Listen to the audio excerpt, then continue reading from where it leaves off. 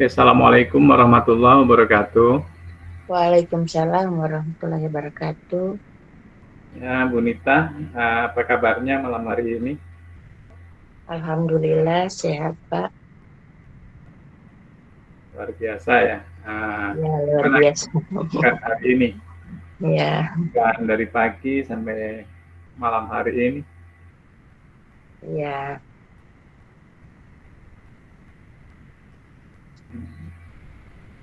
Halo, Bu Nita. Ya, Oke. Bagaimana kesibukan hari ini? kesibukan hari ini seperti biasa dari pagi mengajar, sorenya pulang ke rumah melaksanakan aktivitas rumah tangga, ibu rumah tangga. Di Bu Nita, guru TK yang berkecimpung di pendidikan anak usia dini. Eh, Selama jadi guru Bu Nita ini ada permasalahan ya, dengan peserta didik. Uh, Namanya jadi gurunya anak-anak pasti setiap hari anak-anak ada masalah. Tapi dalam hal ini saya sudah menganggap itu sudah seperti makanan sehari-hari ya Pak untuk menghadapi anak-anak. Oh, Tapi iya. kali ini saya ingin berbagi tentang masalah yang saya alami tentang memberikan pembelajaran yang berdiferensiasi pada anak. Oh, Gitu. iya. Oke. Jadi malam hari ini kita sepakat Bu Nita ya tentang permasalahan di pembelajaran berdiferensiasi ya bagi Ya, di ya. ATK. Oh iya. Bu Nita, uh, boleh nggak Bu Nita menjelaskan apa ya yang menjadi permasalahan ketika pembelajaran di TK? Uh, yang menjadi permasalahan saya yakni dalam hal memberikan pembelajaran berdiferensiasi ini, otomatis kan bentuknya harus minimal harus ada konten yang ditampilkan. Kemudian di kelas itu kan hanya saya sendiri. Nah, yang menjadi pikiran saya itu apakah saya sudah efektif dalam memberikan pembelajaran diferensiasi. Sementara anak-anak ini kan membutuhkan bimbingan untuk anak-anak tertentu. Kalau dalam beragam kegiatan yang nantinya akan saya ini butuh bimbingan khusus seperti itu. Iya. Ya. Jadi kaitannya dengan bimbingan.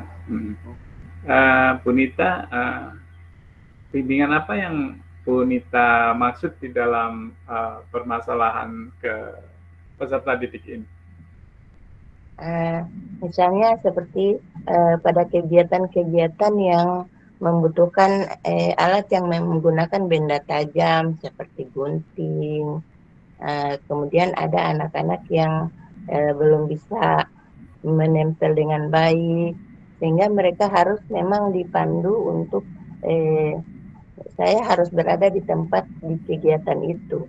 Dan yang kedua untuk anak-anak yang kinestetik ini, otomatis juga kadang mereka saat bermain, saat misalnya saat menyusun balok, biasanya ada sering terjadi beda pendapat di situ sehingga mereka bertengkar. Jadi saya harus berada di dua posisi yang seperti itu. Itu yang jadi pertanyaan saya itu. Sementara saya hanya sendiri di kelas. Iya, jadi masalahnya ini Unita butuh ya kolaborasi lah guru lain untuk mengawasi agar peserta didik tidak menimbulkan sesuatu yang apa ya tidak diinginkan. Uh, Menurut Bu Nita, ya apa sih selain yang Bu Nita sampaikan tadi tentang masalah kekurangan teman kolaborasi, ada yang diungkapkan lainnya, Bu Nita? Selain kekurangan teman untuk kolaborasi, ada satu hal lagi, yakni di kelas saya itu ada satu anak yang emosinya memang mungkin bawaannya dari rumah atau apa. Jadi sering kalau ada terjadi sesuatu dia langsung marah. Dia menangis, bukan hanya marah tapi sampai guling-guling. Sehingga di situ saya harus bisa pembelajaran itu. Ketika itu saya harus menenangkan anak ini dulu, sehingga yang lainnya boleh dibilang dibiarkan dulu ya, saya menenangkan yang ini. Seperti itu, Pak. Iya. Saya mengerti Bu Nita. Tentunya dengan hal seperti ini, konsentrasi Bu Nita selaku guru di PAUD atau TK, akan buyar di dalam pembelajarannya. Nah, Bu Nita, adakah hal yang diinginkan dari jika masalah ini bisa tuntas atau selesai? Apa yang Bu Nita inginkan? Saya menginginkan agar di kelas itu nantinya saya bisa melaksanakan kegiatan yang seperti kegiatan berdiferensiasi dengan efektif. Jadi dalam hal ini saya melakukan memang beberapa usaha seperti yang pertama saya sudah melakukan pemetaan untuk profil sudah. Yang kedua saya sudah melakukan membagi kelompok sesuai dengan anak di mana anak yang membutuhkan perhatian khusus. Jadi mereka memang agak dekat dengan saya. Sementara yang mereka sudah mandiri, sudah bisa dilepas, mereka dalam satu kelompok lagi seperti itu. Iya betul Bu Nita. Bu Nita, boleh Bu Nita ceritakan kembali kira-kira menurut Bu Nita, faktor apa sih yang menyebabkan ini anak sering istilahnya tadi ini kesana kemari yang mungkin Bu Nita kurang kontrol? Faktor apa ini? Faktor yang menyebabkan anak ini begini, di dalam kelas itu kan ada anak yang kinestetik. Nah, sementara yang satunya lagi ini anaknya kritis. Jadi ketika mereka ketemu berbeda pendapat, yang satu ini suka bongkar-bongkar, sementara yang satu ini orangnya kritis, kenapa dibongkar itu? Aku sudah susun sedemikian rupa, itu dia nangis. Jadi itu yang menjadi penyebabnya. Yang ini anak yang suka seperti itu. Iya.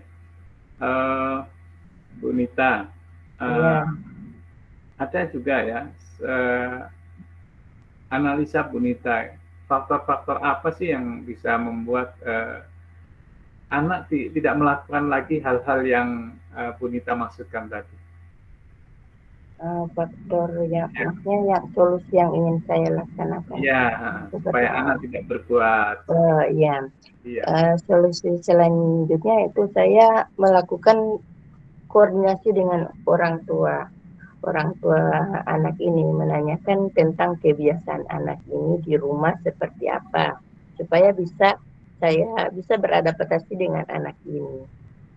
Kemudian saya membicarakan hal ini dengan kepala sekolah, bagaimana baiknya agar di kelas untuk jam-jam tertentu, meskipun tidak setiap hari lah, saya mendapatkan teman pendamping untuk mengawasi anak-anak yang seperti ini untuk pembelajaran yang memang membutuhkan penanganan khusus. Apalagi berada di luar kelas. Mereka kan lari-larian, jadi harus butuh guru satu lagi. Seperti itu. Iya. Oke. Nah, Bu Nita, halaman sekolahnya luas atau bagaimana? Kalau untuk ukuran TK memang luas. Untuk halaman sekolah saya itu luas. Makanya butuh di situ saat mereka bermain di luar butuh 2 guru. Oh iya. Kalau selama ini siapa yang membantu Bu Nita untuk belajar kolaborasi untuk mengajarnya? Kalau selama ini saya sendiri. Nah, itulah yang menyebabkan sering terjadinya hal-hal yang seperti itu. Sehingga terbayang di pikiran saya seperti itu, saya akan meminta kepala sekolah untuk meskipun tidak setiap hari, tapi untuk hari di jam-jam tertentu saya butuh satu guru untuk mendampingi saya untuk pembelajaran yang khusus di luar kelas. Kalau di dalam kelas, alhamdulillah masih bisa di ini, cuman di luar memang harus.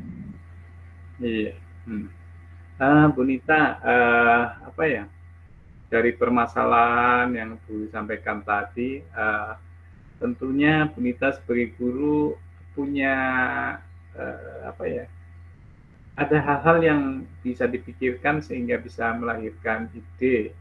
Nah, apa saja ya ide Bu Nita kalau boleh disampaikan di sini agar permasalahan tadi bisa terselesaikan. Silakan Bu Nita. Kalau ide untuk anak-anak itu sendiri, saya ajak mereka bermain yang untuk melupakan sejenak anak itu biasanya saya melakukan seperti kemarin kita sudah dapat teknik stop. Jadi saya sudah mulai melakukan itu bersama anak-anak secara sederhana. Jadi alhamdulillah kegiatan ini bisa sedikitnya mengurangi emosi anak yang suka meledak-ledak ini. Dan 2 hari ini belakangan ini saya perhatikan dia sudah agak lebih tenang. Jadi apa ya, metode stop itu sangat ampuh Bu Nita ya. Iya. Alhamdulillah. Iya. Anak senang ya. Iya, mereka senang. Oke. Bu Nita, ada hal lain yang Bu Nita mungkin bisa ceritakan ke saya? Ada pemikiran lain selain metode stop tadi? Saya rasa hanya seperti itu yang saya lakukan beberapa hari ini, berapa bulan kemarin ini sampai dengan hari ini. Iya. Bu Nita, kan selain metode stop tadi, mungkin ada bisa sampaikan ke saya, ceritakan tentang apa ya, cara mengatasi yang mencari guru ini. Mengatasi apa Pak? Yang kekurangan guru tadi. Oh, cara mengatasi kekurangan guru ini, memang kalau saya sudah bicarakan langsung dengan kepala sekolah, dan kepala sekolah sudah melapor ke dinas, tapi sampai dengan saat ini memang belum ada guru yang maksudnya memenuhi untuk bisa ini, karena kita juga dibatasi oleh jam mengajar. Kalau dalam ini itu, kalau ini otomatis nantinya tidak akan dapat jam gitu. Jadi saya betulkan. Iya. Sehingga guru-guru yang di kelas lain itu, ketika saya lagi ada kendala misalnya tidak masuk atau apa, otomatis saya memberitahukan lebih awal supaya teman bisa menghandle kelas saya seperti itu. Oh iya, luar biasa sekali nih Bu Nita ini di dalam menjalankan tugasnya. Tentunya tugas ini berat Bu Nita. Dalam mengatasi permasalahan ini, siapa saja yang Bu Nita libatkan? Nah, kalau mengatasi masalah ini tentunya yang saya libatkan pertama adalah kepala sekolah, karena beliau sebagai pimpinan sekolah, jadi segala yang saya lakukan harus ada izin dan pemberitahuan dari beliau juga kan. Dan yang kedua ada rekan sejawat, kemudian ada orang tua, seperti itu. Jadi tanggung jawab ini kepala sekolah, kemudian ya, ada rekan sejawat, orang tua ya. Ya, orang tua. Dengan adanya tanggung jawab ini, tentunya Bu Nita terbantu atau bagaimana? Alhamdulillah saya merasa terbantu dengan hal seperti ini. Jadi semua harus dikerjakan dengan semangat ya Pak. Jadi apapun kendalanya kita harus berusaha seperti itu ya. Oke. Bu Nita, luar biasa ini percakapan tentang permasalahan Bu Nita di dalam melaksanakan tugas. Bu Nita, akhir dari percakapan ini, apa yang Bu Nita bisa simpulkan dari kegiatan kita ini?